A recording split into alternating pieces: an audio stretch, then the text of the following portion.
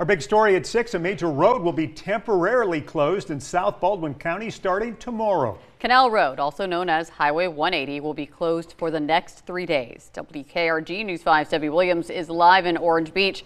Debbie, the closure is due to the bridge project over the Intracoastal Waterway. Yeah, we knew this was going to happen at some point with this bridge construction behind me. AlDOT now saying they will close Canal Road for 3 days on the name of safety and in the name of progress.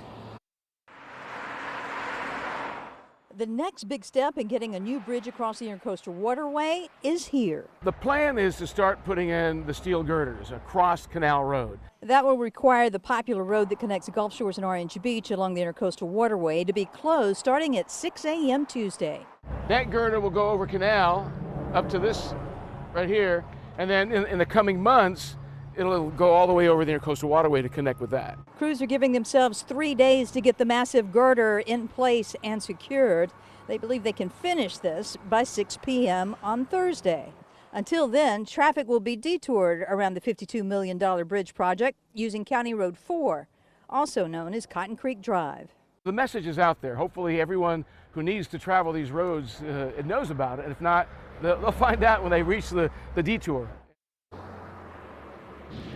And I don't want to be there when they reach the detour and they didn't know about it. But if they stay on schedule, this bridge should be open by the end of the year. And the entire project that connects this bridge to the Beach Express could be ready by this time next summer. Live on the Baldwin County Beat in Orange Beach, Debbie Williams, WKRG News 5.